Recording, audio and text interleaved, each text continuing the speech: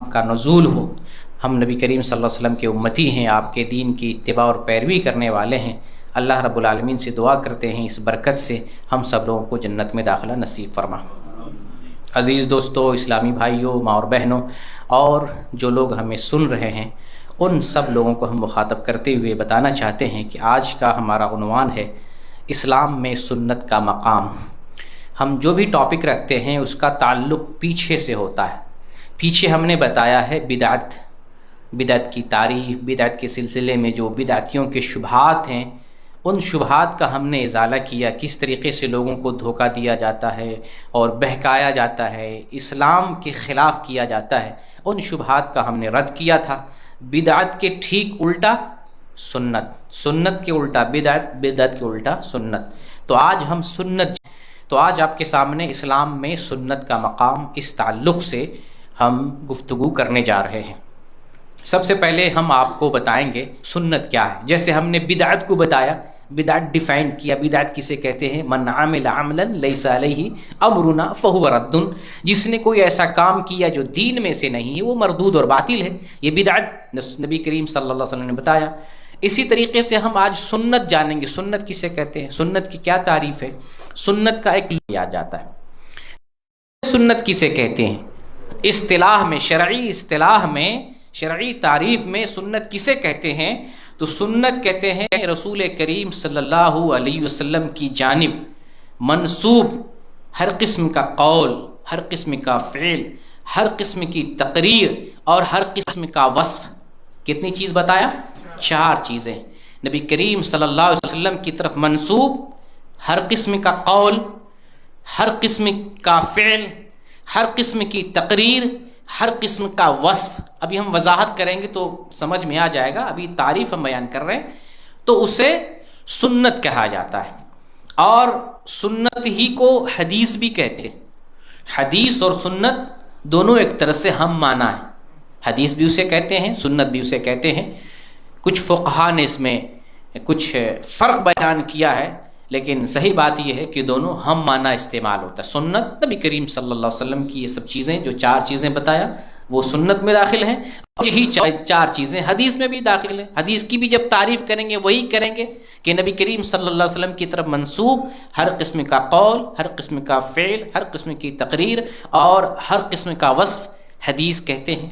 یہ حدیث کی بھی تعریف ہے، سنت بھی وہی ہے۔ گویا کہ سنت بھی وہی ہے اور حدیث بھی وہی ہے۔ یہ تو ہم نے تعریف سمجھ لی۔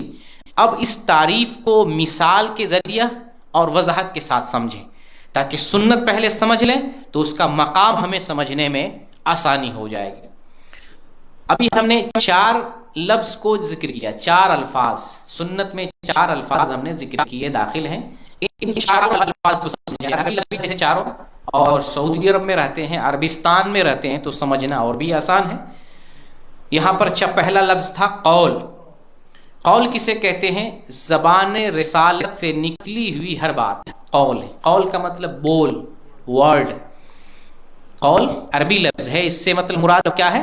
بول۔ تو نبی کریم صلی اللہ علیہ وسلم کی زبان مبارک سے جو بھی بول نکلے ہیں اسے قول کہا جاتا ہے، اور اس حدیث کو، اس سنت کو قولی سنت کہتے ہیں۔ جو فرمان ہو نبی کا، جو جس کو آدیش کہتے ہیں، آرڈر کہتے ہیں، حکم کہتے ہیں، آپ نے کچھ بتایا ہو، زبان رسالت سے کچھ حکم دیا ہو تو اسے قولی سنت کہتے ہیں۔ مثال کے طور پہ جیسے ایک حدیث، صحیح بخاری کی پہلی حدیث، آپ صلی اللہ علیہ وسلم کا فرمان ہے انما الاعمال بالنیات۔ اس کا ترجمہ کیا ہے؟ عملوں کا دار و مدار نیتوں پر ہے۔ یعنی جو کچھ ہم دین میں عمل کرتے ہیں اس کے لیے ہمارے دل میں کیسی نیت ہے، اس نیت کے اعتبار سے ہمیں اجر ملتا ہے۔ نماز پڑھیں، ابھی مغرب کی نماز، ہماری نیت کیسی تھی؟ اس نیت کے بیس پر، اس بنیاد پر نماز کا ثواب اللہ ہمیں دے گا۔ اس لیے امام بخاری رحمۃ اللہ علیہ نے صحیح بخاری میں سب سے پہلی حدیث نیت والی لائی ہے کہ بھائی عمل کرنے سے پہلے نیت اچھی کر لو، اس کے اندر دکھاوا نہ ہو، شہرت نہ ہو، ریاکاری نہ ہو، دنیاداری نہ ہو، ریا و نمود نہ ہو، یہ نہ ہو، ورنہ تو بڑے بڑے عالم بھی جہنم میں جائیں گے نیت خراب ہونے کی وجہ سے۔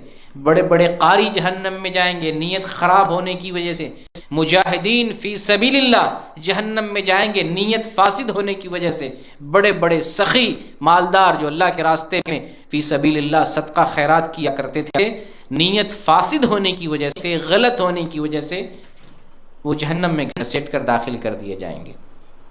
اس لیے نیت کی اصلاح ہونی چاہیے، اور اللہ رب العالمین کثرت سے یہ دعا بھی کریں اللہ تعالیٰ ہماری نیتوں کی اصلاح فرما دے۔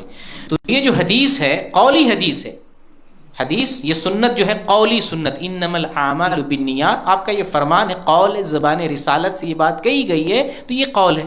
اسی طریقے سے ایک حدیث آپ کے سامنے پیش کیا تھا میں نے، صلو کما رأیتمونی اصلی، آپ صلی اللہ علیہ وسلم نے فرمایا تم اسی طریقے سے نماز پڑھو جس طریقے سے تم مجھے نماز پڑھتے ہوئے دیکھتے ہو، تو یہ قول ہے، اس کو قولی سنت کہتے ہیں۔ ٹھیک ہے، بات سمجھ میں آ گئی کہ نبی کریم صلی اللہ علیہ وسلم کی طرف منسوب ہر قسم کا قول، ہر قسم کا فعل، ہر قسم کی تقریر اور ہر قسم کا جو وصف ہوتا ہے اسے ہم سنت کہتے ہیں، اور حدیث بھی وہی ہے، سنت بھی وہی ہے، دونوں میں فرق نہیں ہے۔ تو ایک چیز ہم نے سمجھ لی کہ سنت قول سے مراد کیا ہے۔ اب دوسری چیز فعل، فعل کسے کہتے ہیں؟ نبی کریم صلی اللہ علیہ وسلم کے فعل سے مراد کیا؟ فعل عربی لفظ ہے، اس کو اردو میں کہتے ہیں کام، انگلش میں اسے ورک کہتے ہیں۔ تو نبی کریم صلی اللہ علیہ وسلم نے جو کچھ کر کے دکھایا، عبادات، اعمال، آپ صلی اللہ علیہ وسلم نے جو عبادات انجام دی، عبادات کی جو کیفیت ہے، جو تعداد ہے، جو وقت ہے، آپ کیسے عبادت ہے، آپ کا جس حدیث میں فعل بیان کیا گیا ہو وہ فعلی سنت ہے۔ مثال کے طور پہ جیسے ہم آپ کو مثال دیں، ہم نے آپ کو بتایا تھا کہ محمد صلی اللہ علیہ وسلم ممبر پہ چڑھتے ہیں، آپ ممبر پہ چڑھ کے نماز پڑھ کے دکھاتے ہیں، نماز پڑھتے ہیں، آپ کے پیچھے صحابہ کرام نماز پڑھتے ہیں، نماز پڑھ لیتے ہیں، نماز پڑھ کے دکھاتے ہیں، پھر آخر میں کہتے ہیں کہ یہ جو میں نے کر کے دکھایا کیوں ایسا کیا؟ تاکہ تم میری طرح نماز پڑھنا سیکھ لو، اس لیے کیا۔ یہ جو آپ نے عمل کر کے دکھایا اس کو کیا کہیں گے؟ فعلی سنت، فعلی کام والی سنت، فعلی سنت۔ دو چیز آپ نے سمجھ لیا، قولی سنت، فعلی سنت۔ اب آتے ہیں تقریری سنت۔ تقریری سنت کا مطلب یہ ہوتا ہے کہ نبی کریم صلی اللہ علیہ وسلم کی موجودگی میں، اور اس بات کو دھیان سے سمجھیں، دین کا، ایمان کا، سنت کا، حدیث کا معاملہ ہے۔ تقریری سنت کسے کہتے ہیں؟ السلام علیکم۔ نبی کریم صلی اللہ علیہ وسلم کی موجودگی میں آپ کے سامنے کسی صحابی نے کوئی عمل کیا یا کوئی بات کہی، ایک چیز، یا آپ کے سامنے کسی صحابی کے بارے میں ذکر کیا گیا، فلاں صحابی نے ایسا کہا، فلاں صحابی نے ایسا کیا، یا تو آپ کے سامنے وہ کام کیا کسی صحابی نے، یا آپ کے سامنے، آپ کے پاس کسی صحابی کے بارے میں کہا گیا کہ انہوں نے ایسا کہا اور انہوں نے ایسا کیا، تو آپ نے کیا کیا؟ یا تو خاموش رہے یا آپ نے منع نہیں کیا۔ اگر نہ منع کیا یا آپ جو ہے خاموش ہو گئے تو وہ بھی ایک طرح کی سنت بن جاتی ہے۔ اس سنت کو سنت تقریری کہتے ہیں، تقریری سنت۔ سمجھ گئے؟ دیکھیے یہاں سے سمجھ کیا ملتی ہے کہ صحابہ بھی اگر اپنی مرضی سے کوئی کام کر لیں تو اگر نبی کریم صلی اللہ علیہ وسلم جسٹیفائی کر دیں تبھی وہ دین میں بات داخل ہو سکتی ہے۔ اب ہم پیش کرتے ہیں بات ہمارے بزرگ نے کہا، ہمارے امام نے کہا، ہمارے مولوی نے کہا۔ بتائیے یہاں صحابی کے لیے سند چاہیے رسول کی صلی اللہ علیہ وسلم۔ کس کی سند چاہیے؟ محمد صلی اللہ علیہ وسلم۔ صحابی کی بات بھی سمجھ میں آ رہی نہیں کتنی بڑی بات ہے، اور دین کا لوگوں نے کیسے تیا پانچا کر کے رکھ دیا ہے، گڑھ رہے ہیں، وظیفے گڑھ رہے ہیں، عبادتیں گڑھ رہے ہیں، عورت کی مکمل نماز اپنی طرف سے ایجاد کر رہے ہیں، وظیفے پہ وظیفے، اور پتہ نہیں جو ہے کیا کیا دین میں داخل کر رہے ہیں۔ اجازت ہو گئی ان کو، اتھارٹی مل گئی ان کو، کچھ بھی کریں دین کے نام پر۔ یہاں صحابی کچھ نہیں کر سکتے اپنی مرضی کے بغیر۔ نبی صلی اللہ علیہ وسلم مہر لگا دیں، ہاں صحیح ہے صحیح ہے، مہر نہ لگائے منع کر دینا تم نے غلط کیا، بات ریجیکٹ ہو جائے گی، چاہے صحابی ہی نہ کیوں نہ کیا ہو۔ تو تقریری سنت سے کیا مراد ہوا؟ تقریری سنت سے وہ جو صحابی نبی صلی اللہ علیہ وسلم کے سامنے میں کچھ کہے ہوں یا کچھ کر کے دکھائے ہوں یا آپ کی موجودگی میں کسی صحابی کے بارے میں نقل کیا گیا کہ فلاں نے کچھ کہا یا کیا، تو آپ کیا کیے؟ خاموش ہو گئے یا منع نہیں کیا۔ یہ دونوں کیفیت، چاہے خاموش ہو گئے یا آپ نے منع نہیں کیا، تو ایسی صورت میں وہ دین میں داخل ہو گیا، وہ کام وہ بات دین میں آ گئی، وہ بھی ایک طرح سے سنت کی حیثیت اس کو مل گئی، اور اس کو تقریری سنت کہتے ہیں۔ اب آپ کو اس کی ہم مثال دیتے ہیں، اور مثال کے ذریعے اس بات کو ہم سمجھانے کی کوشش کرتے ہیں۔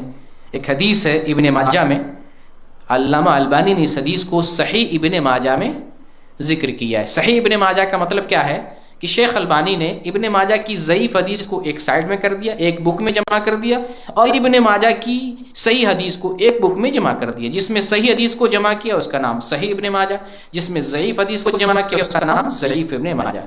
ویسے کتاب ہے ایک ہی، اس کتاب کا نام سنن ابن ماجہ، کتاب ایک ہے، لیکن شیخ البانی نے کیا کیا اپنی تحقیق سے، کیونکہ حدیث کے لیے ضروری ہے کہ حدیث صحیح ہے یا ضعیف ہے یہ جاننا ضروری ہے، تو شیخ البانی جو ہے بہت بڑے محدث گزرے ہیں، انہوں نے اس حدیث پر کام کیا، اور ابن ماجہ کی حدیث کو بلکہ جو ہے حدیث کے اس فن میں جو ہے اس طرح کا بہت سارا کام کر کے وہ ہمارے لیے وراثت چھوڑ کے گئے۔ تو صحیح ابن ماجہ میں یہ حدیث ہے، حدیث نمبر 954 نمبر کی، اور یہ صحیح حدیث ہے۔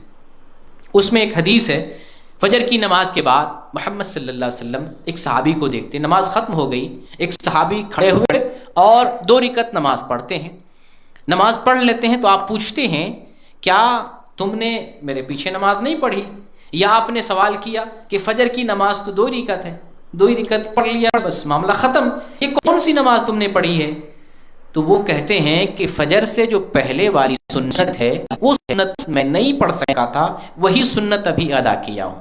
حدیث کے الفاظ ہے ابن ماجہ کے، فسکت النبی صلی اللہ علیہ وسلم۔ راوی بیان کرتے، جو راوی یہ حدیث ذکر کر رہے ہیں وہی راوی نبی کریم صلی اللہ علیہ وسلم کا عمل ذکر کر رہے ہیں۔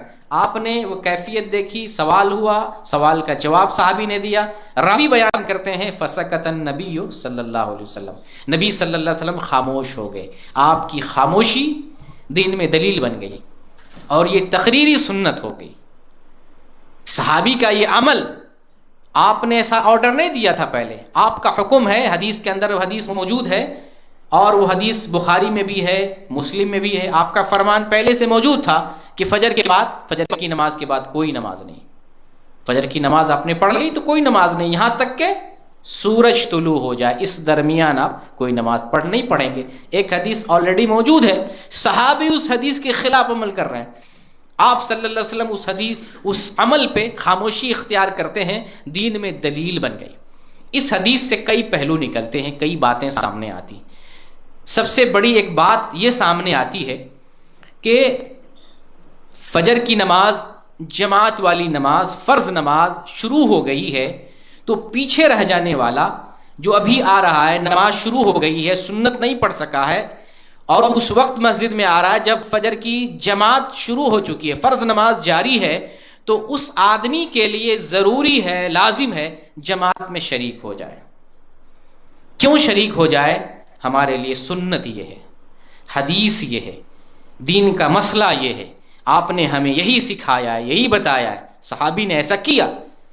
صحابی اگر چاہتے ہماری طرح عمل کرتے جیسے آج کے لوگ عمل کر رہے ہیں، جا رہی ہے فرض، جا رہی ہے ضروری چیز، جا رہی ہے جو فرض ہے، فرض کو چھوڑ بیٹھتے ہیں، سنت پڑھتے ہیں، سنت میں لگے رہتے ہیں، فجر کی نماز ضائع ہو جائے، ختم ہو جائے، رکعت ختم ہو جائے، کوئی پرواہ نہیں، فرض چیز کی پرواہ نہیں، اس وقت سنت کی پرواہ کر رہے ہوتے ہیں۔ یہاں پر کس چیز کو فالو کیا جا رہا ہے؟ سنت کو، دین کو، یا اپنے امام، اپنے مولوی کو فالو کیا جا رہا ہے؟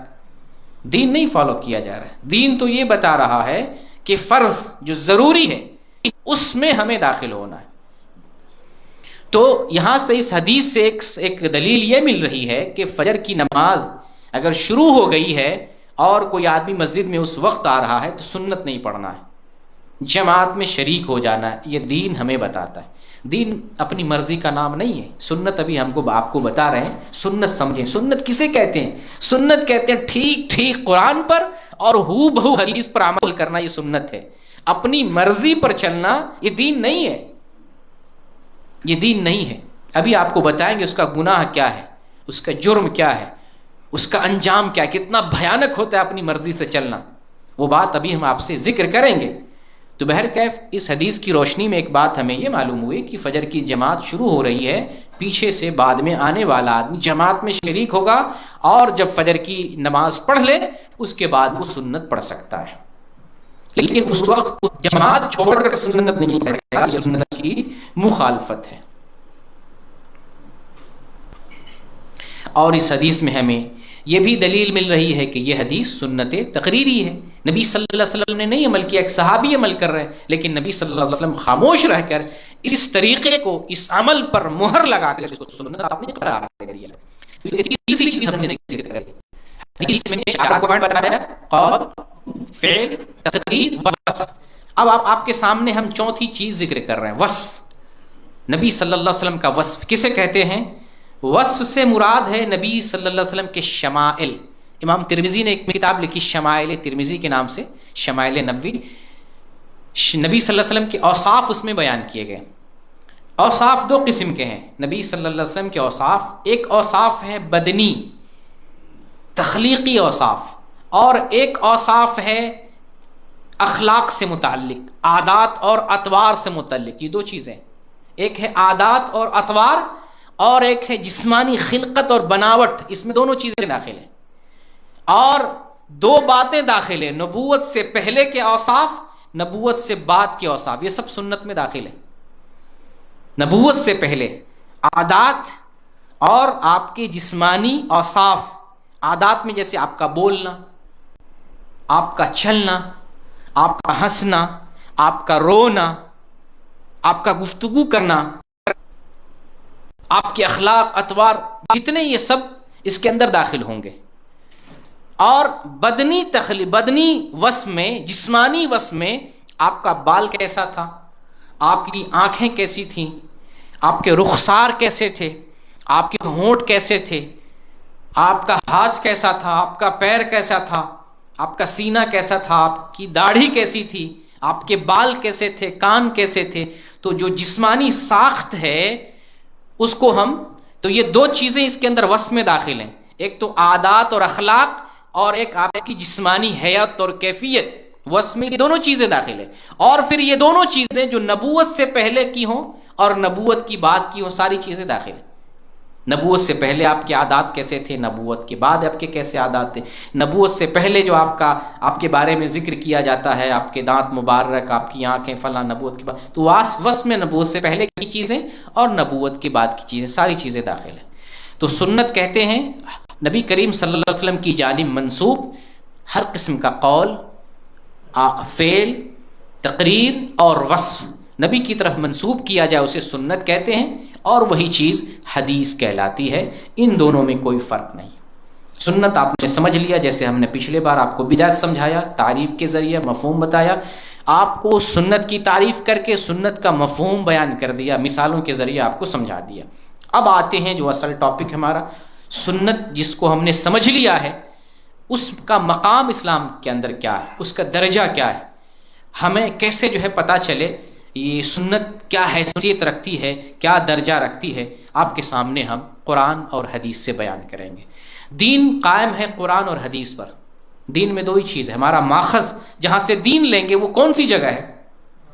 قرآن اور حدیث۔ دین لینا ہے کہاں سے؟ جائیں گے ہم کتاب اللہ کی طرف، جائیں گے ہم حدیث رسول کی طرف۔ دین انہی دونوں چیزوں پر ٹکا ہوا ہے، کتاب اللہ پر اور سنت رسول، یہی دونوں چیزیں۔ چلیں پہلے ہم قرآن سے دلیل لیتے ہیں اور دیکھتے ہیں سنت کا مقام کیا ہے۔ چنانچہ اللہ رب العالمین قرآن میں ارشاد فرماتا ہے، یا ایھا الذین آمنوا اطیعوا اللہ ورسولہ ولا تولوا عنہ وانتم تسمعون، اے ایمان والو اللہ اور اس کے رسول کی اطاعت کرو، ولا تولوا عنہ، اور آپ سے اعراض نہ کرو، یعنی بات ٹھکرا کر اطاعت چھوڑ کے روگردانی نہ کرو، اللہ اور اس کے رسول کی اطاعت کرو اور آپ کی بات کو ٹھکرا کر کہیں دوسرے راستے پر نہ لگ جاؤ۔ وانتم تسمعون، اس حال میں کہ تم جانتے بھی ہو، سمجھتے بھی ہو، سنتے بھی ہو۔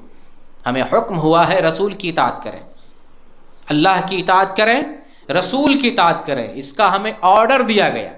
آرڈر کا مطلب اس کے برخلاف کچھ کر نہیں سکتے، جیسے باپ بیٹے کو آرڈر دے، بیٹا پانی لاؤ، بیٹا کیا کرے گا؟ سوچتے ہیں، دیکھتے ہیں، کل لے آئیں گے، پرسوں لے آئیں گے، تھوڑا ریسٹ کر لیتے. نہیں، آرڈر دیا گیا، باپ نے بیٹے کو آرڈر دیا پانی لاؤ، بیٹا کیا کرے گا؟ اسی لمحہ، اسی ٹائم، اسی وقت جس وقت باپ آرڈر دے رہا ہے اسی ٹائم جائے گا، پانی لا کر باپ کی خدمت میں حاضر کر دے گا. یہ آرڈر دیا جا رہا ہے، اللہ اور اس کے رسول کی اطاعت کرو. اس میں نہیں اب مولوی کیا کہتے ہیں دیکھتے ہیں، تھوڑا سمجھ لیتے ہیں، پرکھ لیتے ہیں، غور کر لیتے ہیں، سوچ لیتے ہیں. نہیں، یہی وجہ ہے کہ صحابہ کرام کے پاس رسول کی کوئی سنت آتی، اللہ کی طرف سے کوئی دلیل آتی، قرآن کی کوئی آیت نازل ہوتی، کیا کرتے؟ سوچتے، غور کرتے؟ نہیں، پٹاک سے اس پر عمل کرتے. شروع اسلام میں شراب حرام نہیں تھی، پی رہے تھے، جن کی مرضی تھی پی رہے تھے، جن کو اچھا نہیں لگتا وہ نہیں پیتے. لیکن جب قرآن کی آیت نازل ہو گئی شراب حرام، کوئی نہیں پیے گا، کیا ہوا؟ سوچنے لگے. ہمارے یہاں تو سوچتے ہیں، ہم ابھی بیان دیں سگریٹ نہیں پینا حرام ہے، ٹھیک ہے مولانا چھوڑنے کی کوشش کریں گے، لت پڑی ہوئی دیکھیں گے مولانا، ٹھیک ہے بہت مشکل ہے، چھوٹنے کا تو نہیں ہے لیکن کوشش کریں گے. یہ کوشش کا مطلب ہے ہی نہیں. آپ کو معلوم ہو گیا نشاور چیز حرام ہے تو حرام ہے، اسی ٹائم جیسے صحابہ کے پاس کوئی حکم آیا اللہ کی طرف سے، نبی نے اعلان کیا شراب حرام، کیا ہوا؟ سارے لوگ اسی وقت چھوڑ دیے. جن کے پاس شراب کی بوتل تھی، شراب کے مٹکے تھے، سراہی تھی، سب نکال کے پھینک دیا، چھوڑ دیے، کہیں نہیں بچا.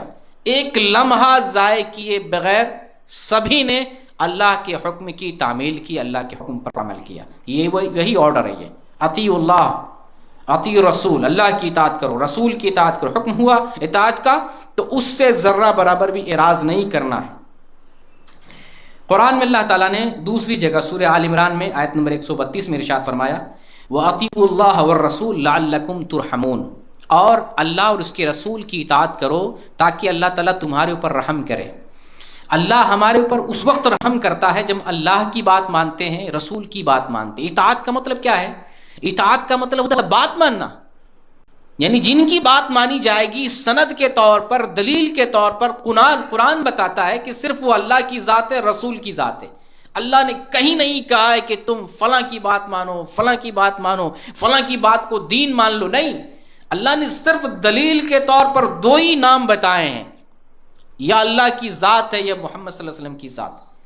دو ہستی کے علاوہ تیسرے کا دین میں کوئی دخل نہیں، کوئی انٹرفیئر نہیں. اگر امت اس بات کو سمجھ لے، سب ایک راستے پر آ جائیں. یہ سارے فرقے، سارے مذاہب، یہ سب نٹنکی، تفرقہ بازی سب ختم ہو جائے گی. سمجھ لے قرآن کیا کہتا ہے. اور ابھی آپ کو میں امام احمد بن حنبل کی بات بتاؤں گا، بہت تعجب ہوگا.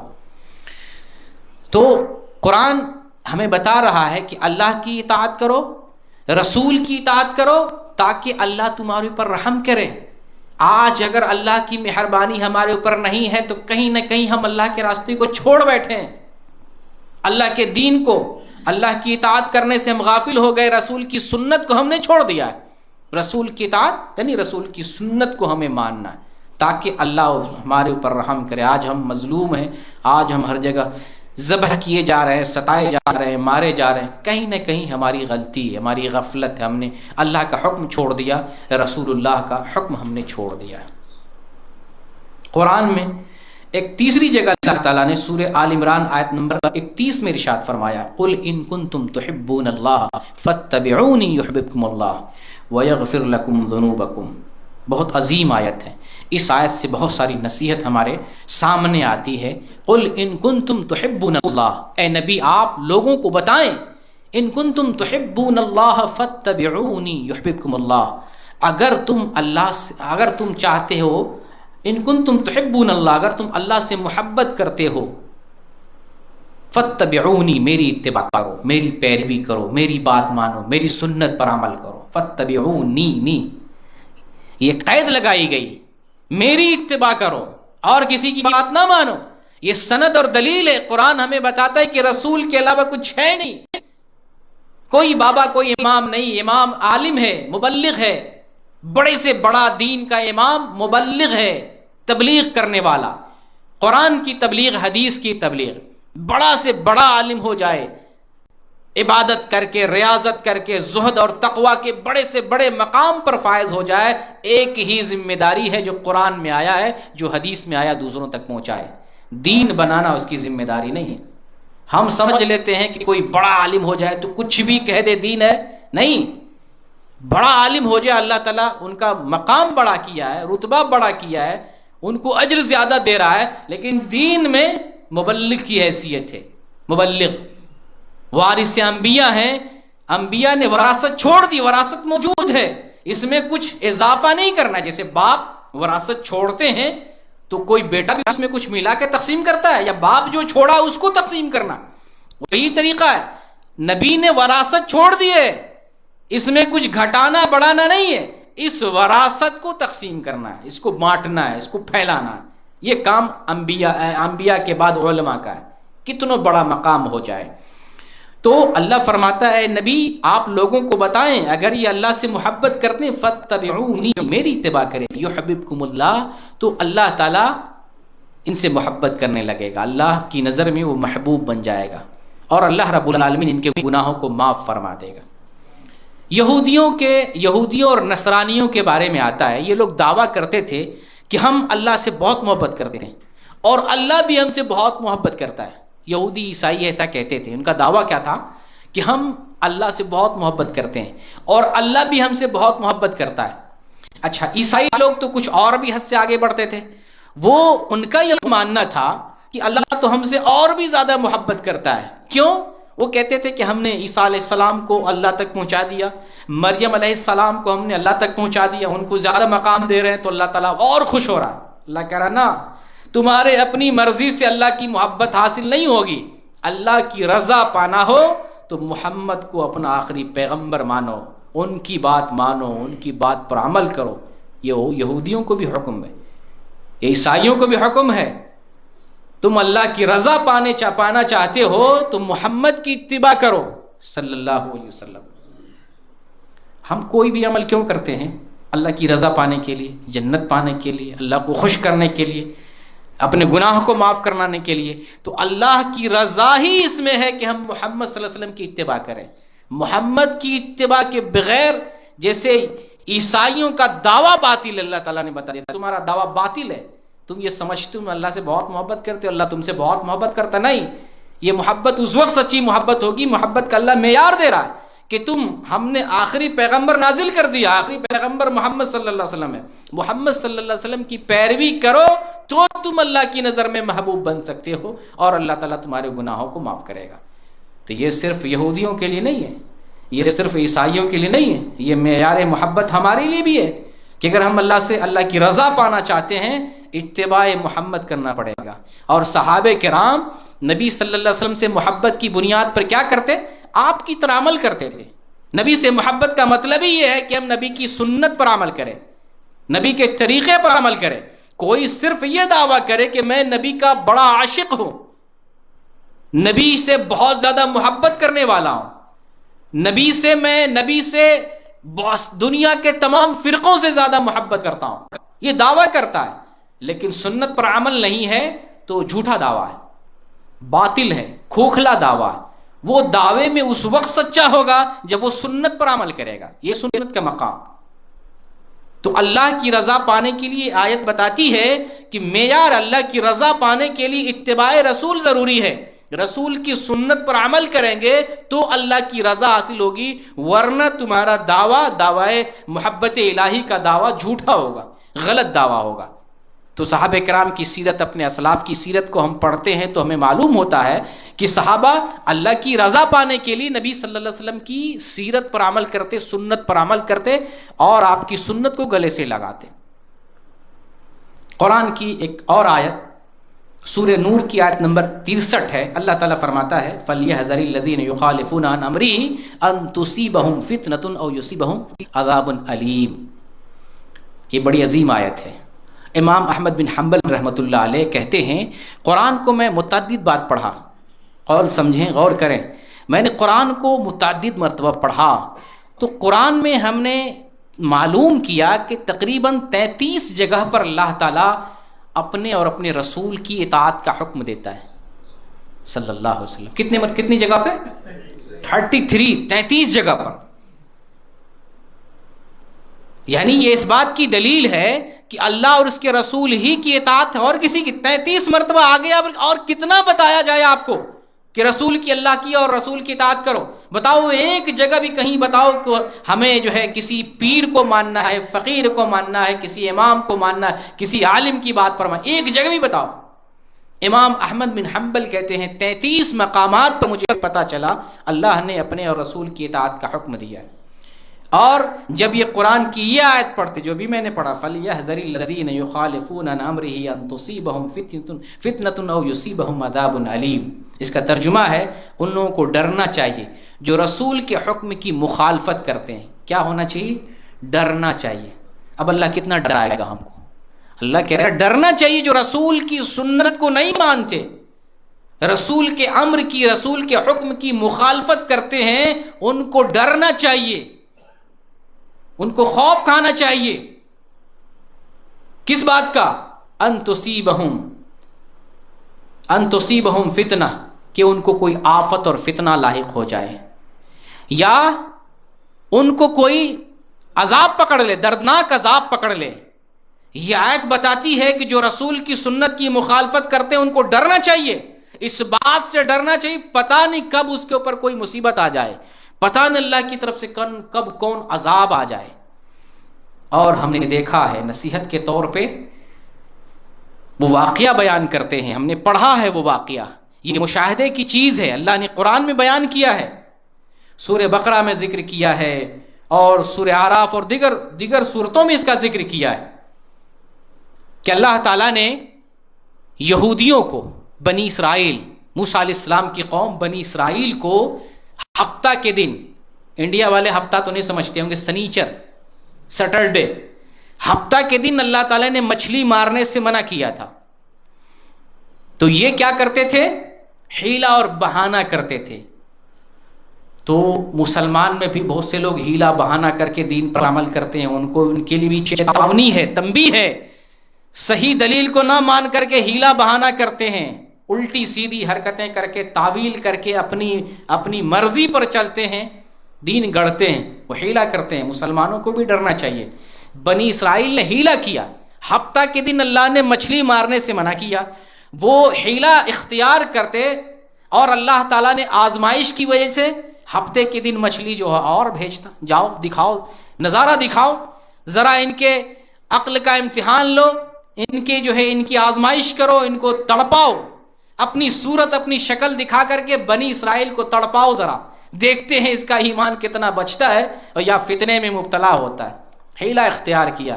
ہفتے کے دن یہ لوگ کٹیا لگاتے, جال لگاتے, گڑھے کھودتے, مچھلی کو وہاں پھنسا لیتے, اتوار کو جا کر کے مچھلی پکڑ کے لے آتے. یہ مچھلی کھانے کی وجہ سے عذاب آیا ہے. مچھلی کھانا کوئی جرم ہے؟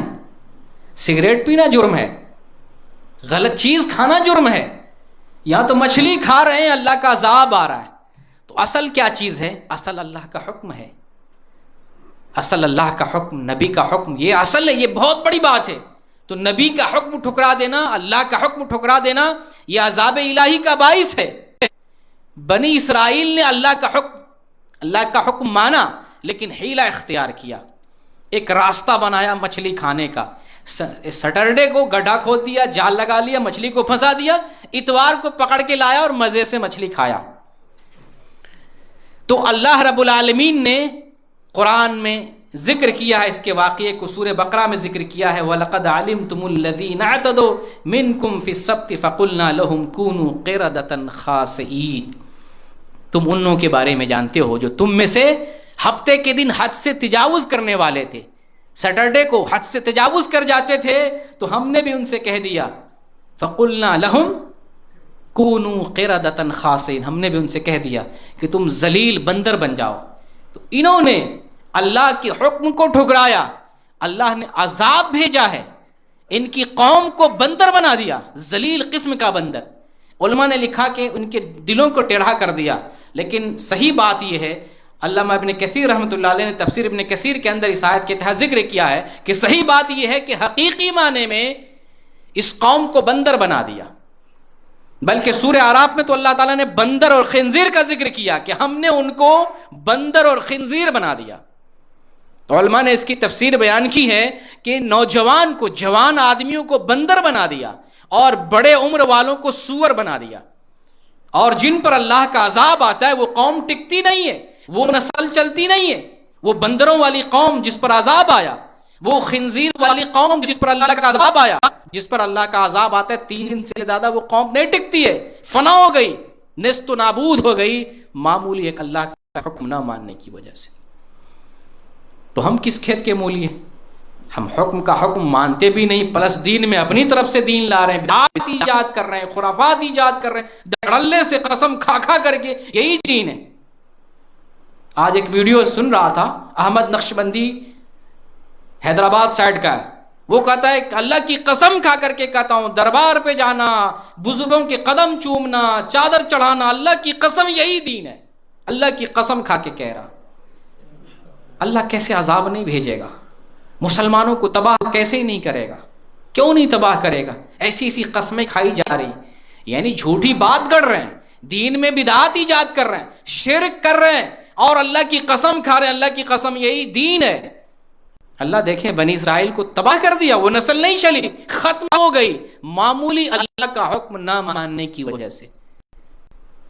3 قسم کے گروہ تھے وہاں پر. ایک تو وہ جو ہیلا سے مچھلی پکڑتے تھے، ایک وہ تھے جو کہتے تھے اس لپڑے میں نہیں پڑنا ہے، منع نہیں کرتے تھے. وہ خود بچتے تھے، نہیں مارتے تھے، لیکن منع بھی نہیں کرتے تھے. اللہ نے ان کو بھی سور بندر بنایا جو منع بھی نہیں کرتے تھے. رکتے تو تھے لیکن منع نہیں کرتے تھے، ہمیں منع کرنا ہے. بہت سے مسلمان یہ سوچتے ہیں نا، ارے کرنے تو کوئی غلط کر رہا ہے، کیا فرق پڑتا ہے اپنے کو، اپنا عمل کر لو، ہو گیا، ہمیں اپنے بارے میں سوچنا ہے، دوسروں کو چھوڑ دو. نہیں، ذمہ داری آپ کی. رسول نے حکم دیا ہے کوئی منکر دیکھو ہاتھ سے روکو. ہاتھ سے نہیں روک سکتے ہو، زبان سے منع کرو. زبان کا استعمال نہیں کر سکتے ہو، اتنا ایمان نہیں، اتنی طاقت نہیں ہے، تو کم از کم دل میں برا جانو. اور یہ ایمان کا نچلا حصہ ہے. ایمان میں اتنا کمزور ہمیں نہیں ہونا کہ نیچے پائدان پہ جانا ہے. جب دنیا میں طاقتور بنتے، کوئی گالی دے دے ہم برداشت نہیں کرتے ہیں، کوئی ہمارے چہرے پہ تھوک دے برداشت نہیں کرتے ہیں، کوئی دین کا تیا پانچا کرے ہم کیسے برداشت کریں گے؟ دین کے نام پر نیا دین لایا کیسے برداشت کریں گے؟ اتنی غیرت ہمارے پاس نہیں ہے، اتنا ایمان ہمارے پاس نہیں ہے کہ ہم کم سے کم زبان سے بھی نصیحت کر سکے، زبان سے بھی سمجھا سکے. چلے ہاتھ نہیں پکڑ سکتے، اتنی قوت نہیں ہے، لیکن زبان سے بھی نصیحت نہ کر سکے، ایسا ایمان نہ ہو تو کس کام کا ایمان ہے؟ صرف دنیا کے لیے ہمارے پاس غیرت اور حمیت ہے، دین کے لیے بھی ہونی چاہیے. تو اللہ تعالیٰ نے بنی اسرائیل کی قوم میں سے اس فرقے کو بھی تباہ کیا، برباد کیا، اس پر بھی عذاب بھیجا. جو مچھلی ہیلے سے مارتے تھے اس کو بھی تباہ اور برباد کیا. جو منع نہیں کرتے تھے وہ مومنین بچ گئے، جو لوگوں کو منع بھی کرتے تھے، روکتے بھی خود تھے اور لوگوں کو منع بھی کرتے تھے. ایسا مت کرو، اللہ نے منع کیا ہے. اللہ کے حکم کی بات مانو، اللہ کا حکم مانو، اللہ کی بات مانو. جو منع کرتے تھے اور خود بھی رکتے تھے، اللہ نے اس کو بچایا ہے. اس واقعے میں عبرت ہے، نصیحت ہے، بہت بڑی نصیحت ہے. جو اللہ کے حکم کو ٹھکراتے ہیں، نبی کی سنت کو ٹھکراتے ہیں، عمل نہیں کرتے ہیں، آفت آ سکتی ہے، عذاب بھی آ سکتا ہے. اور آیا ہے، اس شکل میں عذاب آیا ہے کہ وہ نسل ہی تباہ ہو گئی، نسل چلی بھی نہیں. یہاں تک آتا ہے کہ وہ جو بندر بنے، سور بنے، شکلوں سے پہچانے جا رہے تھے، یہ فلاں آدمی ہے، لیکن نسلاً وہ بندر تھے، سور تھے. کتنا بڑا عذاب تھا اللہ کا. اللہ بچائے. ہم دعا کریں اللہ تعالیٰ ہمیں اپنے حکم پر چلنے کی توفیق دے، سنت پر چلنے کی توفیق دے. تو ابھی آپ نے قرآن کی چند آیتوں کے ذریعے سنت کا مقام معلوم کیا کہ سنت پر ہی عمل کرنا ہے، اس کے برخلاف کرنے سے عذاب ملتا ہے، مصیبت آتی ہے. اب حدیث سے ہم سمجھتے ہیں، کچھ حدیثیں پڑھ کے جو آپ کے سامنے ذکر کرتا ہوں. ایک حدیث جو پچھلے ہفتہ بھی میں نے بیان کیا، بخاری کی حدیث ہے 5063 نمبر کی. نبی صلی اللہ علیہ وسلم کے عبادات کے بارے میں معلومات کرنے کے لیے 3 صحابہ کرام نبی کی بیویوں کے پاس آتے ہیں، ازواج مطہرات کے پاس، اور بڑے بڑے عظیم صحابی تھے، جلیل القدر صحابی، علی بن ابی طالب، عبداللہ بن عمرو بن عاص، عثمان بن مظعون، عظیم صحابی. اور جب نبی کے عبادتوں کے بارے میں معلومات کرتے ہیں تو ان کو یہ لگتا ہے کہ نبی، اللہ نے گناہ سارے معاف کر دیے، اگلے پچھلے، ہم تو کچھ عمل نہیں کرتے، ہمارا عمل تو نبی کے مقابلے میں کچھ ہے ہی نہیں. چلو آج سے ہم یہ تہیہ کرتے ہیں کہ ہم زیادہ عبادت کریں گے. چنانچہ ایک صحابی کہتے ہیں میں علی طول ہمیشہ رات میں اللہ کی عبادت کروں گا، سوؤں گا نہیں. ایک صحابی کہتے ہیں میں ہمیشہ روزہ رکھوں گا، افطار نہیں کروں گا. ایک صحابی کہتے ہیں میں شادی کروں گا نہیں، صرف دین کے لیے اپنے آپ کو وقف کر دوں گا. جب نبی صلی اللہ علیہ وسلم اس بات کا علم ہوا، آپ نے کیا کہا؟ الفاظ سنیں، فمن رغب عن سنتی فلیس منی. رغب عن سنتی، میری سنت سے جو اعراض کرے وہ ہم میں سے ہے ہی نہیں. یہ حدیث بتاتی ہے نبی کی سنت کا کیا مقام ہے، سنت کا کیا درجہ ہے. جو سنت پر نہ آئے، اتنے بڑے بڑے صحابی کو مخاطب کر کے کہا جا رہا ہے.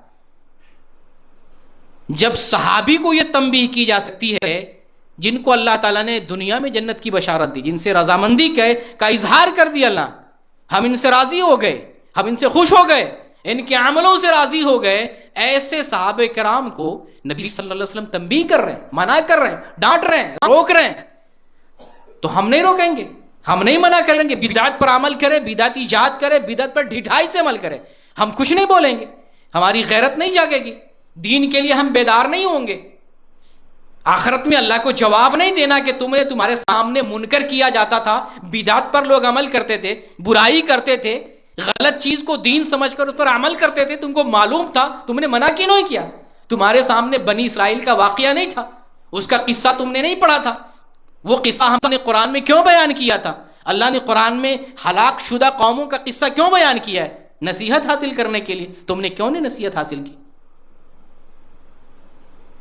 تو یہ حدیث ہمیں بتاتی ہے کہ جو آدمی سنت پر عمل نہیں کرتا ہے وہ اسلام ہی سے نکل جاتا ہے، اسلام سے خالی ہو جاتا ہے، نبی کے طریقے پر نہیں رہتا.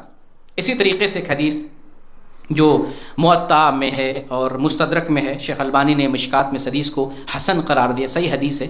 نبی کریم صلی اللہ علیہ وسلم کا فرمان ہے، ترکت فیکم امرین لن تضلوا ما تمسکتم بہما کتاب اللہ و سنتی. ترکت فیکم امرین، میں نے تم لوگوں کے لیے دو چیزیں چھوڑی ہیں. دو چیزیں، ہم پتہ نہیں کتنی چیزیں دین میں داخل کرتے ہیں. نبی بتا رہے ہیں دو، اللہ بتا رہے ہیں دو کو فالو کرو، نبی بتا رہے ہیں دو ہی چیز چھوڑ کے جا رہا ہوں. ہم دین میں پتہ نہیں کتنی چیزیں داخل کرتے ہیں. نبی بتا رہے ہیں ترکت فیکم امرین، ہم نے تمہارے لیے دو چیزیں چھوڑی ہیں، تیسری کوئی چیز نہیں. کون سی دو چیزیں ہیں؟ اللہ کی کتاب ہے، میری سنت. سمجھے سنت کیا ہے، سنت کا کیا مقام ہے؟ نبی اللہ کی کتاب چھوڑ کے جا رہے ہیں، اپنی سنت اپنی حدیث چھوڑ کے جا رہے ہیں. تم اس وقت تک گمراہ نہیں ہوگے جب تک ان دونوں کو پکڑے ہوئے رہو گے. اور اگر تمہارے درمیان گمراہی موجود ہے، تم گمراہ اگر نظر آتے ہو تو سمجھو تم سنت پر نہیں ہو، تم بدعت کرو، دین کو تم نے چھوڑ رکھا ہے.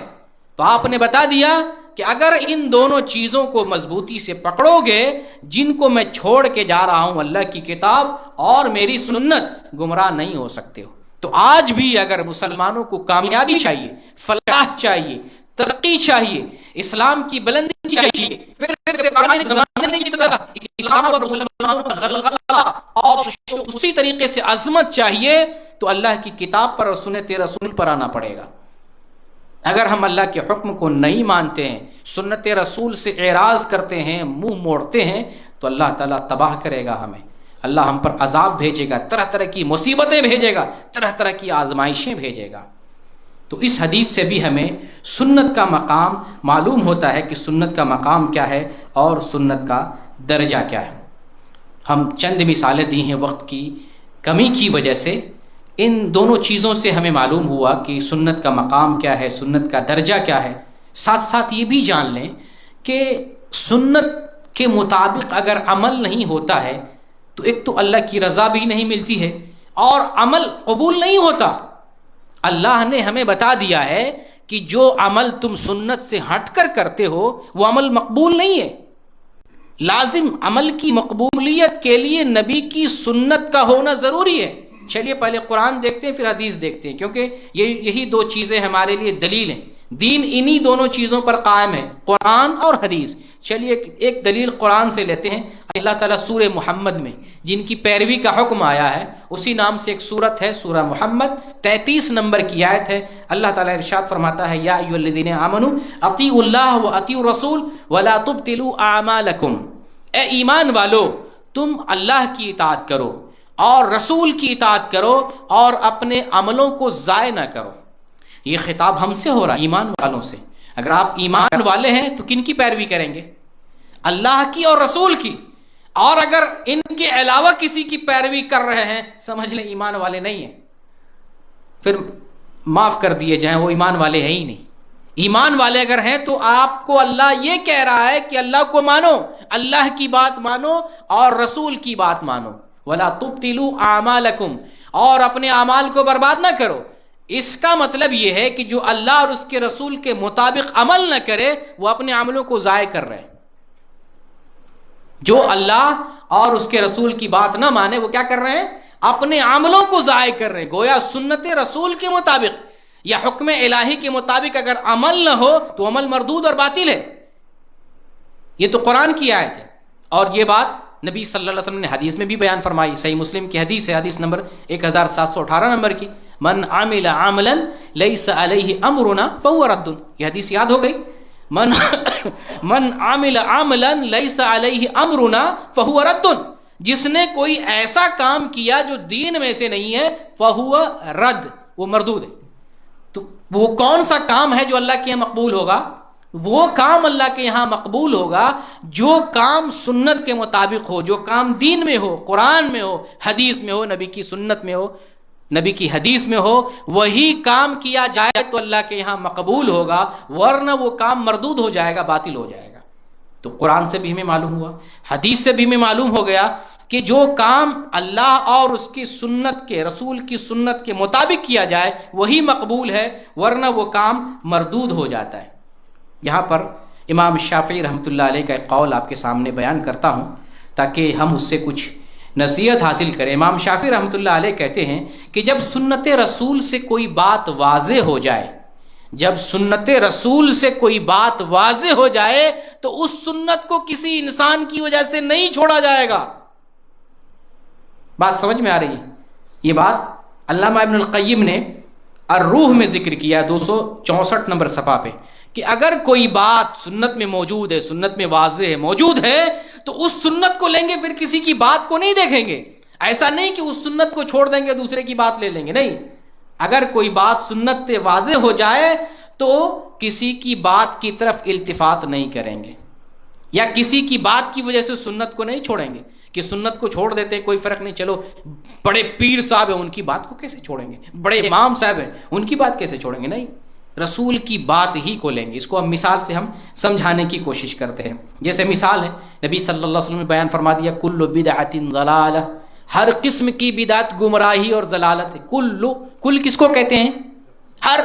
جب ہم کہیں کلو طالب جی ہے نا، تو آپ میں سے کہیں گے وہ ہمارے بھائی عابد صاحب ہیں، دوسرے نہیں، مولانا ہم کو نہیں بلا رہے، مولانا دوسرے کو بلا رہے ہیں، عبدالغفور صاحب کو بلا رہے، فلاں۔ کلو طالب جی ہے نا، کیا مطلب ہو جائے گا؟ ہر آدمی، ہر بندہ یہاں آئے گا، ہر۔ تو کل کا مطلب یہ ہوتا ہے ہر، کل بدعت ضلالہ، ہر قسم کی بدعت گمراہی ہے۔ اب اگر کوئی مولوی ہمیں یہ کہے کہ کچھ بدعت اچھی ہوتی ہے، کچھ بدعت خراب ہوتی ہے، ہم جو حلوے والی بدعت کرتے ہیں، ہم جو چادر چڑھاتے ہیں، اچھی بدعت ہے، تو رسول نے جو منع کیا ہے وہ دوسری بدعت ہے، وہ والی ہم نہیں کرتے، ہم اچھی والی بدعت کرتے ہیں۔ ہم آپ سے کہیں گے کہ بھائی گندگی ہوتی ہے، گندگی ہو سکتی ہے، ہم یہ کہہ سکتے ہیں یہ چھوٹی گندگی ہے، بڑی گندگی ہے، پیشاب کو چھوٹی گندگی کہیں گے، پخانے کو بڑی گندگی کہیں گے، لیکن ہے تو گندگی۔ بدعت میں بھی کہہ سکتے ہیں یہ چھوٹی بدعت ہے، وہ بڑی بدعت ہے، لیکن بدعت ہے، گمراہی ہے، چاہے چھوٹی ہو یا بڑی ہو۔ جیسے برائی کو بھی کہہ لیں یہ چھوٹی برائی ہے، یہ بڑی برائی ہے، ہم کہہ سکتے ہیں، یہ چھوٹا انسان ہے، بڑا انسان ہے، کہہ سکتے ہیں، لیکن غلط دونوں ہے۔ ہر قسم کی بدعت گمراہی ہے۔ اب وہ مولوی نے جیسے کبھی جال میں کوا پھنس جائے اس کو کھانے کے لیے حلال قسم کا فتویٰ تلاش کرتے ہیں کیسے حلال کیا جائے، تو اسی طریقے سے بدعت کو یہ حلال کرتے ہیں کہ کیسے اپنے عملوں کو سیدھا کیا جائے، تو بدعت کی تقسیم کرتے ہیں کہ کچھ بدعت اچھی ہوتی ہے کچھ بری ہوتی. ہم کہتے ہیں گندگی بھی کوئی اچھی ہوتی ہے کیا؟ کوئی گندگی اچھی ہوگی کہ فلاں پاخانہ جو ہے بہت اچھا ہے، فلاں انسان کا پاخانہ بہت اچھا ہے، فلاں کا پیشاب جو ہے بہت اچھا ہے خوشبودار؟ ایسا ہو سکتا ہے؟ ایسا کبھی نہیں ہوگا. بدبو بدبو ہے، نجاست نجاست ہے، غلط غلط ہے، برائی برائی ہے، اس میں اچھائی کدھر سے آ سکتی ہے؟ تو نبی نے بتا دیا کل بدعت ضلالہ، ایک فرمان آ گیا، ایک سنت واضح ہو گئی کہ ہر قسم کی بدعت گمراہی ہے. اب کسی کی بات کو نہیں لیں گے، چاہے لاکھ مولوی قسم کھائے، لاکھ مولوی قرآن پر ہاتھ رکھے، لاکھ مولوی گلا پھاڑ پھاڑ کے بیان کرے، لاکھ دلیلیں دے، ان کی ساری باتیں بیکار ہیں، غلط ہوں گی. یہ مثال دیا سمجھانے کے لیے. اسی طریقے سے ہم مثال دیتے ہیں، نبی کریم صلی اللہ علیہ وسلم کا فرمان ہے، یہ حدیث ترمذی میں ہے، 1159 نمبر کی حدیث ہے، لو كنت آمرا احدا ان يسجد لاحد لامرت المرأة ان تسجد لزوجها. اگر میں کسی کو حکم دیتا سجدہ کرنے کے لیے، عورتوں کو حکم دیتا اپنے شوہر کا سجدہ کرے، عورتوں کو حکم دیتا اپنے شوہر کو سجدہ کرے. ایک سنت واضح ہو گئی، ایک حدیث، ایک بات سنت سے کلیئر ہو رہی ہے کہ سجدہ ہے ہی نہیں کسی کے لیے. اگر سجدہ ہوتا کسی کے لیے تو بیوی کو حکم دیا جاتا اپنے شوہر کا سجدہ کرے. جب ایک بات سنت سے واضح ہو رہی، امام شافعی کی بات سمجھ رہے ہیں، اس کو میں تھوڑا سا مثال دے کے سمجھا رہا ہوں. امام شافعی بڑے امام تھے، ان کی اس بات کو ہم مثال سے وضاحت کے ساتھ بتانا چاہ رہے کہ جو بات سنت سے واضح ہو جائے وہاں کسی کو نہیں دیکھنا، کتنا بڑا علامہ ہو، امام ہو، مفتی ہو، معلم ہو، مفسر، جو چیز سنت میں ہے وہی مانیں گے، دوسری بات نہیں دیکھیں گے. تو نبی نے فرما دیا کہ اگر سجدہ کسی کے لیے حکم دیتا سجدہ کرنے کا تو عورتوں کو حکم دیتا اپنے شوہر کو سجدہ کرے، لیکن اسلام میں کسی کے لیے سجدہ نہیں ہے سوائے اللہ کے. اب کوئی آدمی منظر پہ سجدہ کرے، قبر پہ سجدہ کرے، پیر کا سجدہ کرے، کسی قبہ پہ سجدہ کرے، کسی جگہ پہ جا کے سجدہ کرے، کسی درگاہ پہ سجدہ کرے، کسی شجر کے پاس سجدہ کرے، کسی حجر کے پاس سجدہ کرے، کسی ولی، کسی پیر، کسی امام، کسی مرشد کے پاس جا کر سجدہ، سب غلط. سنت سے چیز واضح ہو گئی. اب ہم وہاں پر دوسری چیز نہیں دیکھیں گے، اس کے برخلاف اگر کوئی چیز ہے وہ غلط ہے، ہم سنت کو اختیار کریں گے. یہ ہے امام شافعی کی اس بات کا مطلب. تو اب ہمیں حدیث سے، قرآن سے سنت پر عمل کرنے کی بات معلوم ہوئی کہ سنت پر عمل کرنا ضروری ہے، اللہ کی بات ماننی ہے، اللہ کے رسول کی بات ماننی ہے، اسی پر عمل کرنا ہے، اسی پر عمل کرنے کا ہمیں حکم دیا گیا ہے. اب آپ کو جو ہے اس کا ایک بدلہ بتا دیتے ہیں، ثواب کیا ملتا ہے، فائدہ کیا ملتا ہے. سنت ہم نے جان لیا، سنت کا مقام ہم نے سمجھ لیا، سنت پر اگر نہیں عمل کرتے ہیں تو وہ بھی ہم نے سمجھ لیا ہے. اب آپ کو یہ بتاتے ہیں کہ سنت پر اگر عمل کرتے ہیں، بہت سارے فوائد نہیں بتائیں گے، ایک فائدہ جو سب سے بڑا فائدہ ہے، اور اس پر عمل نہ کرنے کا ایک بڑا نقصان جو سب سے بڑا نقصان ہے وہ آپ سے ذکر کروں گا. اگر آپ سنت پر عمل کرتے ہیں تو فائدے تو کچھ آگے بھی آئے ہیں، بیان بھی کیا میں نے. ابھی میں یہ بتانا چاہتا ہوں کہ آپ سنت پر عمل کرتے ہیں، سب سے بڑا فائدہ آپ کو کیا لگے گا، اور اگر آپ سنت کو چھوڑ دیتے ہیں سب سے بڑا نقصان کیا ہے. وہ تو آپ پہلے بھی نقصان بھی سمجھ لیے ہیں، عذاب بھی آ سکتا ہے، آ جاتا ہے. اب ہم سب سے بڑا فائدہ بتاتے ہیں. بخاری کی حدیث ہے 7280 نمبر کی، نبی کریم صلی اللہ علیہ وسلم کا فرمان ہے، کل امتی یدخلون الجنہ الا من ابا. قالوا یا رسول اللہ ومن یابا، قال من اطاعنی دخل الجنہ ومن عصانی فقد ابا. کل امتی یدخلون الجنہ، میری امت کا ہر آدمی جنت میں جائے گا. دعا کریں اللہ تعالی ہمیں جنتیوں میں سے بنائے. لیکن دعا یہ کب قبول ہوگی؟ جب ہم سنت پر عمل کریں گے. سنت کا مقام تو سمجھ رہے ہیں، سنت پر عمل کریں گے تو یہ دعا قبول ہوگی. عمل نہیں کریں گے دعا کرنے سے نہیں ملے گا. عمل کریں گے ساتھ ساتھ دعا کریں گے تو یہ دعا قبول ہوگی. عمل نہیں کریں گے تو یہ دعا اللہ کے یہاں مقبول نہیں ہو سکتی. تو آپ کا فرمان کیا ہے؟ پیارے حبیب کا فرمان، کل امتی یدخلون الجنہ، میری امت کا ہر آدمی، ہر بندہ، ہر مسلمان، ہر مومن. سبحان اللہ. کوئی کل بدعتی ضلالہ، وہی کل یہاں پر بھی ہے، لیکن آگے نبی صلی اللہ علیہ وسلم لیکن لگا رہے ہیں، اسی لیکن میں بات پھنستی ہے، اور اسی لیکن میں اتنی بات پھنستی ہے کہ جہنم ہی میں سب سے زیادہ لوگ ہوں گے، ہے نا؟ یہاں تو کل اللہ کے نبی نے بتا دیا، لیکن جو آگے بتا رہے ہیں، جو طریقہ بتا رہے ہیں، جو بات بتا رہے ہیں، اس سے اس کل میں سے بہت کل نکل جاتے ہیں، اس کل میں سے بہت کچھ نکل جاتے ہیں، جیسے اللہ تعالیٰ نے سورہ اخلاص میں، سورہ عصر میں بیان کیا، والعصر ان الانسان لفی خسر، کہ سارے انسان گھاٹے میں ہیں، تو سارے انسان کو اللہ نے ایک طرف بتا دیا، پھر کچھ انسان کو اللہ نے الگ کیا۔ یہاں پر بھی نبی صلی اللہ علیہ وسلم ایک طرف بتاتے کل امتی یدخلون الجنہ، میری امت میں سے ہر بندہ جنت میں جائے گا الا من ابا۔ اب یہاں الا جو ہے نا، یہ بہت خطرناک ہے، بہت بہت بڑی بات ہے، اتنی بڑی بات ہے کہ اس کل میں سے بہت کل کو نکال دے، بہت آدمی کو نکال دے۔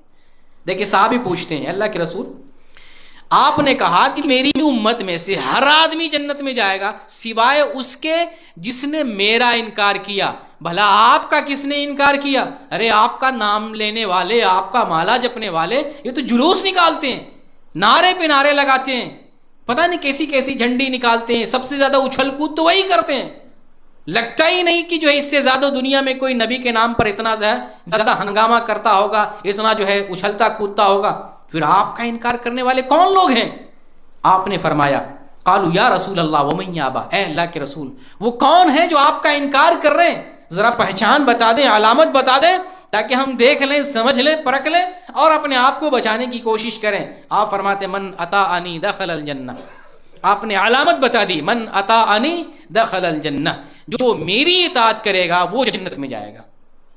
آپ نے پیمانہ بتا دیا، آپ نے علامت بتا دی، آپ نے پہچان اور طریقہ بتا دیا، جو میری سنت پر عمل کرے گا وہی جنت میں جائے گا۔ ومن عصانی فقد ابا، اور جو میرا انکار کرے گا، یعنی میرا انکار کا مطلب میری سنت پر عمل نہیں کرے گا، اس نے میرا انکار کیا، اور ایسا انکار کرنے والا جنت میں نہیں جا سکتا۔ اب آپ دیکھ لیں، سمجھ لیں، پرکھ لیں، اندازہ کر لیں، اور کیلکولیٹر لے کے حساب لگا لیں کتنے مسلمان ہیں جو جنت میں جا سکتے ہیں۔ حساب لگائیں کہ آج 7 ارب کی آبادی ہے پوری دنیا میں، 7 ارب کی آبادی میں سے 1 ارب، 1.5 ارب، 2 ارب مسلم ہوں گے۔ ان 1.5 ارب 2 ارب مسلمانوں میں سے کتنے مسلمان ہیں جو سنت پر عمل کرتے ہیں؟ اب اس کل میں سے آپ اندازہ کر لیں، حساب لگا لیں، اس کل میں سے کتنے جا رہے ہیں سائڈ پہ، کتنے نکالے جا رہے ہیں جنت، کتنے جنت میں جا رہے ہیں، کتنے جہنم کی طرف جا رہے ہیں۔ تو آپ نے پیمانہ بتا دیا کہ جو میری اطاعت کرے گا، میری سنت کے مطابق عمل کرے گا وہی جنت میں جائے گا، اور جو میری سنت کے خلاف عمل کرے گا وہ آدمی انکار کرنے والا ہے، میرا انکار کرنے والا ہے، اور وہ جنت میں نہیں جائے گا۔ تو خلاصہ کیا ہوا؟ خلاصہ یہ ہوا کہ دین میں سنت پر ہمیں عمل کرنا ہے، سنت کا بڑا مقام ہے، سنت ہی اصل دین ہے، اللہ کا حکم اور رسول کا حکم۔ اللہ تعالیٰ نے قرآن میں ہمیں واضح طور پر رسول اللہ کا ذکر کر کے بتا دیا، یہی تمہارا ہے، یہی تمہارا نمونہ ہے، یہی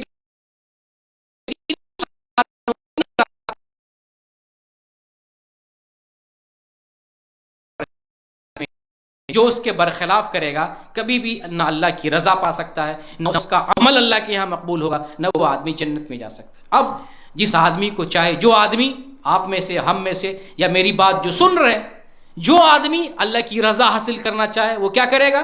سنت کی اتباع کرے گا، سنت پر عمل کرے گا۔ جو آدمی اپنے عمل کو اللہ کے یہاں مقبول کرانا چاہتا ہے وہ سنت کے مطابق عمل کرے گا۔ جو آدمی جنت میں جانا چاہتا ہے وہ آدمی سنت کے مطابق عمل کرے گا۔ جس کو یہ سب کچھ نہیں چاہیے، نہ جنت چاہیے، نہ اللہ کی رضا چاہیے، نہ عمل مقبول کرانا ہے، وہ کچھ بھی کرے، وہ بدعت ارتکاب کرے، بدعت کو ایجاد کرے، بدعت پر عمل کرے، کچھ بھی کرے۔ لیکن جس کو پیار ہے اللہ سے، جس کو پیار ہے رسول اللہ سے، جو چاہتا ہے اللہ کی رضا حاصل ہو جائے، تو اللہ نے معیار بتا دیا، اگر تم اللہ سے محبت کرنا چاہتے ہو، اگر تم اللہ سے محبت کرتے ہو فاتبعونی، رسول کی پیروی کرو، رسول کی بات مانو. یہ پیمانہ، یہ معیار ہمیں اللہ تعالیٰ نے دے دیا. تو نجات اسی میں ہے، عمل کی مقبولیت اسی میں ہے، اللہ کی رضا اسی میں ہے. ان تمام باتوں کے ساتھ جو ہے ہم اپنی بات کو ختم کرتے ہیں، اور آخر میں یہ ذکر کرنا چاہتے ہیں کہ سنت کا سب سے بڑا مقام ہے. نبی کریم صلی اللہ علیہ وسلم جو دین لے کر آئے، جو قرآن لے کر آئے، اس کو سمجھیں، اس کو جانیں، اس پر عمل کریں، اس کے مطابق جو ہے زندگی گزارنے کی کوشش کریں. اور ہمارے معاشرے میں، ہمارے سماج میں اور ہمارے ملنے جلنے والوں میں ایسا کوئی آدمی ہے جو سنت سے ہٹ کر زندگی گزار رہا ہے، ہم اس کو تنبیہ کریں، اس کو منائیں، اس کو صحیح دین کی طرف لائیں. اللہ رب العالمین سے دعا کرتے ہیں بار الہ تو اپنا محبوب بندہ بنا لے، ہمارے عملوں میں اخلاص پیدا فرما دے. بار الہ ہمیں زندگی بھر، عمر بھر، تا حیات سنت کے مطابق عمل کرنے کی توفیق دے. بار الہ جتنی نبی سے محبت کا ہم دعویٰ کرتے ہیں، اس سے کہیں زیادہ سنت پر ہمارا ہمیں عمل کرنے کی توفیق عطا فرمائے. اور بار الہ ہمارے سینوں کے اندر جو نفرتیں ہیں، کدورتیں ہیں اپنے رشتہ داروں کے تعلق سے، اپنے مسلمان بھائیوں کے تعلق سے، ان کو دور فرما دے. جہاں جہاں مسلمانوں پر ظلم ہو رہا ہے، ان مسلمانوں کو اپنی پناہ میں لے لے، ظالموں کو عبرتناک سزا دے دے، اسلام کو اور مسلمانوں کو پھر سے غلبہ نصیب فرما، اور ہمیں شان و شوکت والا جو وہ دور پھر سے ہمیں نصیب فرما. ہمارے ایمان کو مضبوط بنا دے، ہمارے عملوں کو مضبوط بنا دے، ہمیں عبادت کرنے والا، سنت پر عمل کرنے والا، نبی سے اور اپنے سے محبت کرنے والا مسلمان بنا دے.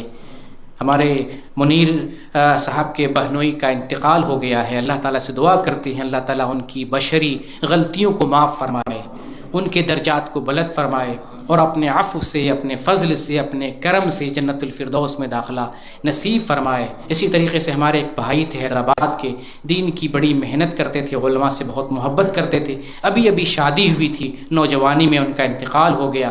دین سے اور علماء سے بہت محبت کرتے تھے اور دین کا بہت کام کرتے تھے. اللہ تعالیٰ سے دعا کرتے ہیں بار الہ ان کے بھی بشری گناہوں کو معاف فرما دے، اور انہوں نے جو علمی کارنامہ انجام دیا ہے ان کے حق میں صدقہ جاریہ بنا دے، اور ان اعمال صالحہ کی بنیاد پر تو راضی ہو کر ان کو جنت میں داخل فرما دے.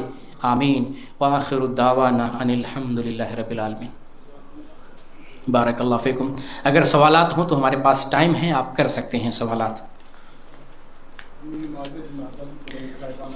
اچھا ٹھیک ہے، انشاءاللہ جنازے کی نماز بھی پڑھی جائے گی.